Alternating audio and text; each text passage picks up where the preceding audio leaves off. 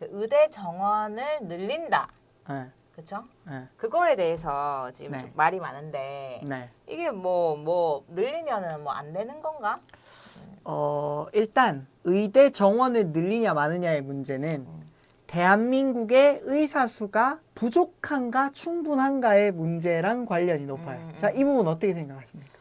조금 부족하지 않나? 자, 흔히 지금 대표님 생각하시기에 부족하다 그러면 어떤 의사가 부족한 거예요? 근데 약간 그 인기 없는 과겠죠. 그다음에 뭐 소아과도 실제로 지금 물론 네.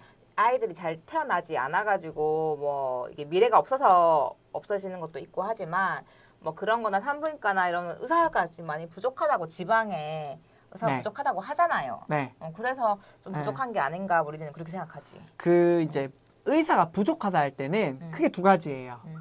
첫 번째는 지방의 특정 과에 병원이 없다. 혹은 그거 말고는 그냥 의사 수 자체가 적다.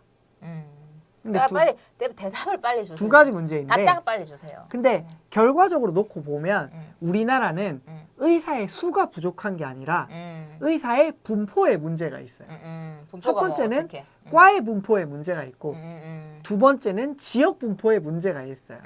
근데 이게 우리 왜 의사가 과를 정하잖아요.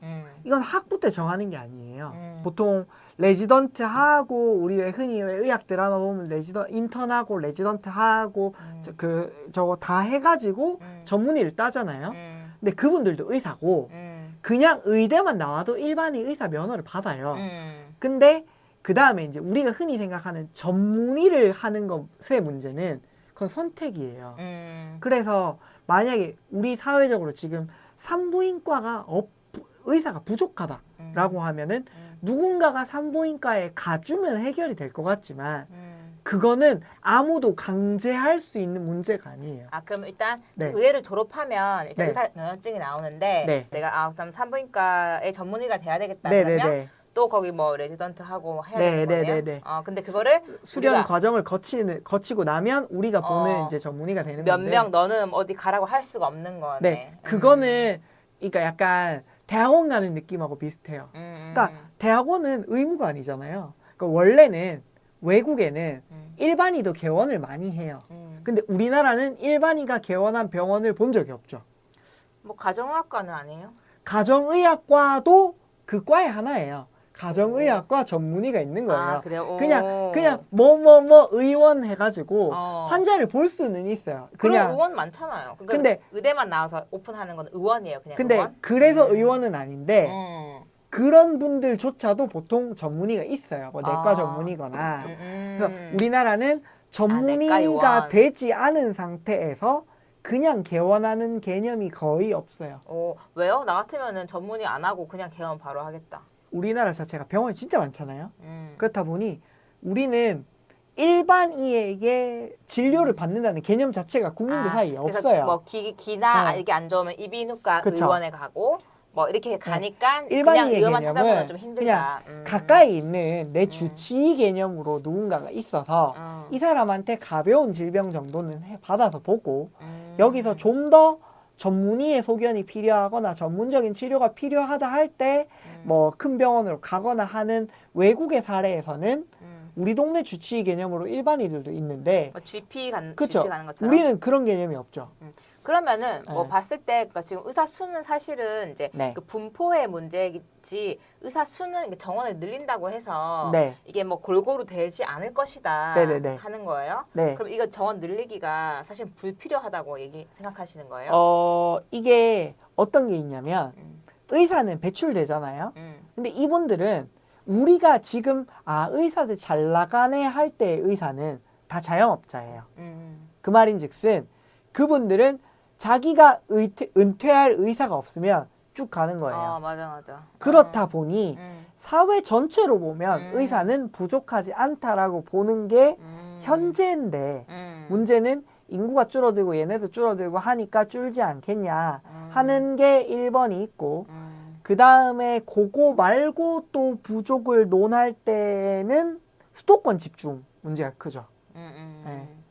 그러면은 네. 이 좀 약간 이런 모든 문제들이 보면 이게 너무 수도권 집중 현상 때문에 이것 네. 역시 의사 이런 수 부족이나 이런 것들도 네. 문제가 생기는 건데, 근데 사람들이 또 한편으로는 이거 이제 의대 정원을 늘리는 거를 네. 이제 지금 윤 정부에서 되게 이렇게 주장을 하고 있잖아요. 네. 늘리자 하고 그렇죠. 있는데 이게 또 의료 민영화랑 네. 연관이 되는 거 아니냐, 네. 뭐 이런 얘기가 있던데 그거 어떻게 생각하세요? 일단 우리나라 자체는 박리담회로 처치를 해서 환자를 많이 볼수록 개원이가 돈을 버는 구조로 돼 있어요. 그래서 우리가 지금 인기과라고 말하는 데들은 개원이 가능한 과를 얘기하는 거예요. 그래서 지금 비인기과라고 하는 우리 왜 몇몇 과들 있잖아요. 그거는 뭐였어요? 뭐 외과류, 그리고 뭐 산부인과도 있고 소아과도 있고 그쪽은 대부분 개원하면 굶어 죽는 과들. 근데 그 말인즉슨 개원이 안 된다는 말은 그분들은 주로 어디 있나요? 병원에. 대학병원에 있겠죠. 근데 그 대학병원조차도 지원을 안 해서 예를 들어 우리 왜 인턴도 있고 레지던트도 있고 연차별로 있잖아요. 근데 이게 약간 도제식이어가지고 연차별로 사람이 있어야 이때 배울 걸 요때 배우고 요때 배우고 해서 쭉 이어지는데 우리 지금 특정 과에 자꾸 지원을 안 하는 현상이 지금 몇 년간 누적됐잖아요. 그러면 그 과는 그 병원에서 운영을 못 해요. 지금 가천대 길병원 같은 데들은 소아과 닫았어요. 그것도 굉장히 화제가 됐는데 거기 인천이잖아요. 수도권인데도 안 되는 이유가 연차별로 의사가 없어서 그래요. 그러면은 보세요. 네. 그러니까 이게 정원을 늘린다고 해서 네. 해결된 문제라고 생각하세요? 정원을 늘리는 거랑은 상관이 전혀 없어요. 그러니까 정원을 늘렸는데 비인기과로 갈 수 있는 이유를 만들어주면 그중 일부라도 가서 늘겠지만 누가 피부과 뭐 저기 뭐 성형외과 이런 데 가고 싶어 하지 누가 갑자기 중증 외과 뭐 이런 데 가겠어요. 안 가니까 늘리면 그중 일부라도 가지 않겠냐라고 하는 건데 그중 일부도 지금 안 가서 이 사단이 나요. 근데 그걸 왜 자꾸 주장을 하는 걸까? 그러면 그렇게 하면 그 일부 과들에 조금이라도 낙수 효과가 있어서 가지 않겠느냐 하는 막연한 추정이 불러온 결과에 가까워 보입니다. 그럼 이게 의대 정원 늘리기 이게 통과가 되나요? 지금 의대 정원이 한 4천 명 안 되고 3천에서 4천 사이인데 이 정원이 거의 20년 가까이 왔어요. 근데 이게 처음 나온 얘기는 아니거든요. 근데 그때는 의사 쪽에서 반대했어요.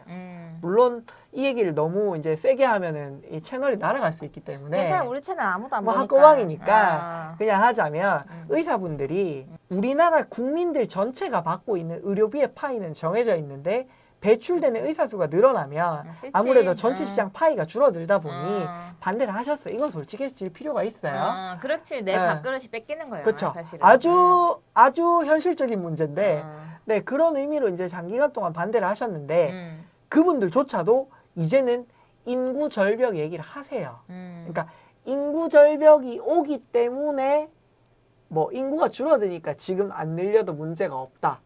근데 반대쪽에서는 인구 절벽이 오기 때문에 의료 수요가 있는 노년층이 늘어서 의사는 늘어야 된다라는 주장이 대립하고 있는 상황이죠. 근데 나이가 드신 의사분들도 네. 계속 끝까지 어쨌든 먹고 살아야 되기 네. 때문에 이 일을 그래서 다들 의사나 전문직 하려고 하는 거잖아요. 네네네. 조금이라도 더 네. 여유롭게 생활하려 그러면 네. 자기 능력을 계속 펼치고 싶어 하고 네. 그렇기 때문에 줄어들지는 않을 것 같아요. 그렇죠? 요 부분은 이미 답이 나와 있어요. 지금 90세 시대가 됐어요. 한 100세 시대죠. 그러면 자 전관으로 60세에 판사 찍고 은퇴하신 분이 현역에서 변호사 생활 몇 년 하실까요? 적어도 10년은 하겠지. 그렇죠. 10년 해봤자 70세죠. 그러면 20년 한다 치고 왜 그분들은 수임계에 사인만 하고 앉아만 계셔도 돈 받는 그런 이제 끝발이 있으니까 한창 베이비붐 세대들이 지금 은퇴를 하고 계시잖아요. 그럼 그분들이 다 정관 타이틀 달고 하시겠죠. 그럼 그분들이 그렇게 빵빵하게 비싼 거 쫙 잡고 있는 동안 우리 법조계의 서비스의 접근성을 늘리기 위해서 로스쿨을 통해서 변호사 인력을 쫙 늘려놨더니 결국은 어떻게 됐냐. 옛날보다 법률 서비스에 대해서 접근하기가 되게 좋아졌어요.